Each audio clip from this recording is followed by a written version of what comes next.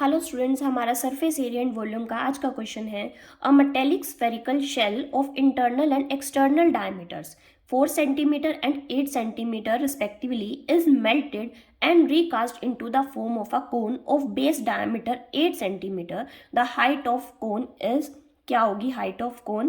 क्या कह रहा है क्वेश्चन में कि हमारे पास एक मेटेलिक स्फेरिकल शेल है, ठीक है।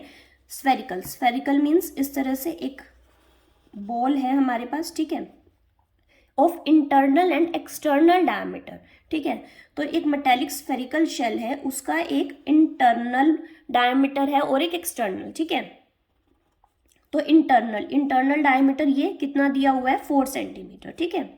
और एक्सटर्नल पूरा बाहर तक मीन्स यहाँ से लेके पूरा ये, ठीक है, तो वो कितना है 8 सेंटीमीटर डायमीटर दिया हुआ है रिस्पेक्टिवली। इज मेल्टेड, इसको मेल्ट कर दिया हमने पूरे को और एक कोन की शेप बना दी, ठीक है, कोन की शेप बना दी, ठीक। अब क्या किया, उसका जो डायमीटर है, इसका बेस डायमीटर मीन्स इसका जो डायमीटर हमें दिया हुआ है वो दिया हुआ है 8 सेंटीमीटर और इसकी हाइट h जो हाइट है वो हमें बतानी है, ठीक है।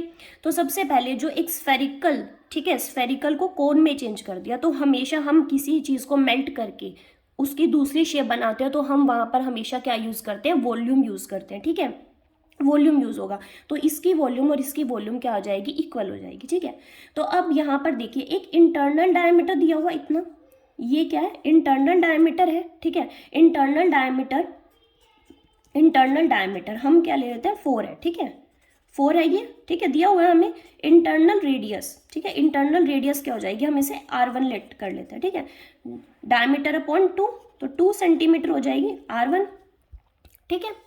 एक्सटर्नल डायमीटर हमें दिया हुआ है 8 सेंटीमीटर, तो एक्सटर्नल रेडियस हम इसे R2 लेट कर लेते हैं, ठीक है, तो वो क्या हो जाएगी 4 सेंटीमीटर, ठीक है।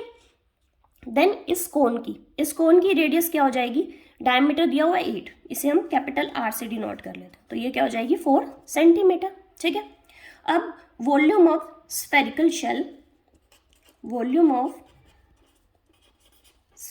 शेल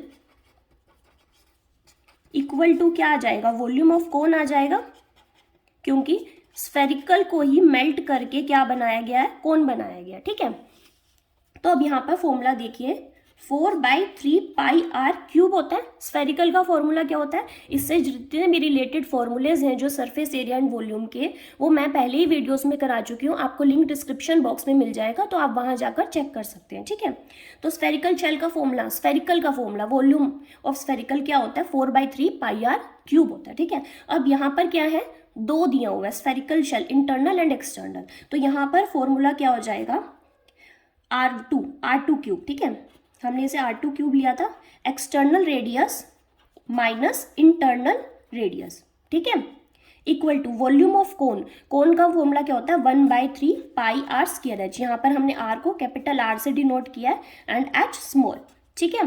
क्लियर है ये चीज़। अब देखिए, अब हम यहाँ पर वैल्यूज पुट करते हैं, तो पहले यहाँ पर ये देखिए, ये पाई से पाई कैंसिल हो गया, 3 से 3 कैंसिल हो रहा है, तो यहाँ पर क्या बचा 4 और R2 की वैल्यू क्या है 4 क्यूब माइनस R1 की 2 क्यूब इक्वल टू, यहाँ पर ये कैंसिल हो गया था, कैपिटल R की वैल्यू है 4 स्क्वायर और h हमें फाइंड आउट करना है, ठीक है।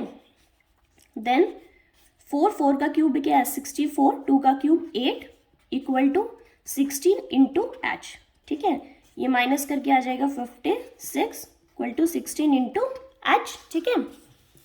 अब यहाँ से इसे सॉल्व कर देते हैं, तो यहाँ से ये आ जाएगा